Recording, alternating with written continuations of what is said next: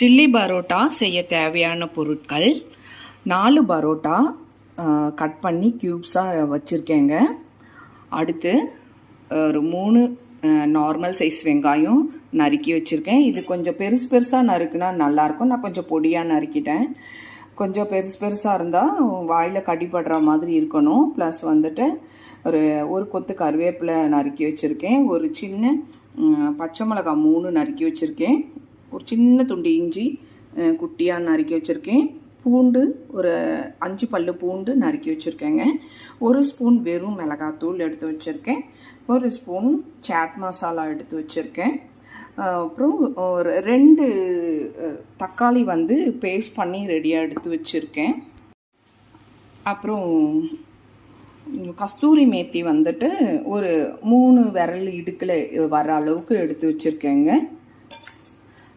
இப்போ இதில் கொஞ்சம் கார்ன்ஃப்ளவர் பவுடர் சேர்த்துக்கலாம். கொஞ்சமாக சேர்த்துட்டு இதை அப்படியே பரட்டி எடுத்துட்டு டீப் ஃப்ரை பண்ணலாம். பட் நான் எப்போவுமே ஓவர் ஆயில் போட்டு அதை ஃப்ரை பண்ண மாட்டேன். லிமிட்டடாக கொஞ்சம் ஆயில் விட்டு அதுலேயே இதை வறுத்து எடுத்துக்குவேன். இப்போ அந்த மாதிரி நம்ம பண்ணிக்கலாம். அவ்வளோதாங்க. இப்போ நான் அந்த கார்ன்ஃப்ளவர் பவுடரை நல்லா பிசைஞ்சு விட்டுட்டேன். ஒரு 2 மினிட்ஸ் வச்சோம்னாலே இதுவே அப்படியே இழுத்துக்கும், அப்படியே ஈரப்பதமாக ஆகிடும். இப்போ இதை நான் ஆயிலில் ஃப்ரை பண்ணி எடுத்துக்கிறேங்க.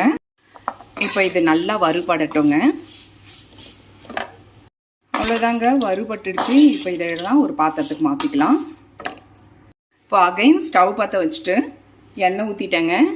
இப்போ நம்ம நறுக்கி வச்சுருக்கேன் ஆனியன், பச்சை மிளகாய் எல்லாத்தையும் மிக்ஸ் பண்ணிக்கலாம், போட்டுடலாம் இதில். ஆனால் ரொம்ப வேக வேண்டாம். நம்ம கடிக்கும் போது நச்சுன்னு இருக்கிற மாதிரி அந்த பதத்தில் வதக்கினா போதும். லைட்டாக வதங்கினா போதுங்க. இப்போ கஸ்தூரி மேத்தியும் சேர்த்துக்கலாங்க.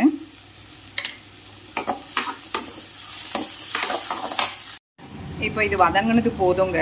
அடுத்து தக்காளி பேஸ்ட்டை நம்ம இதில் சேர்த்துக்கலாம். உங்ககிட்ட தக்காளி பியூரி இருந்தால் கூட நீங்கள் சேர்த்துக்கோங்க. நான் பேஸ்ட் பண்ணிக்கிட்டேன். இப்போ கறி மசாலா பவுடர், அடுத்து சாட் மசாலா பவுடர், அப்புறம் வெறும் மிளகாய் தூள்,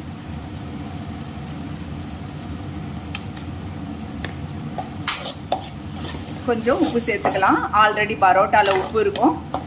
இப்போ இந்த கிரேவிக்கு மட்டும் உப்பு சேர்த்துக்கலாங்க. இப்போ நான் கார்ன்ஃப்ளவர் பவுடர் தக்காளி அரைச்சேன், அந்த மிக்சி ஜார்லேயே கலந்து ரெடியாக வச்சுட்டு இருந்தேங்க. இப்போ அதை சேர்த்துக்கலாம்.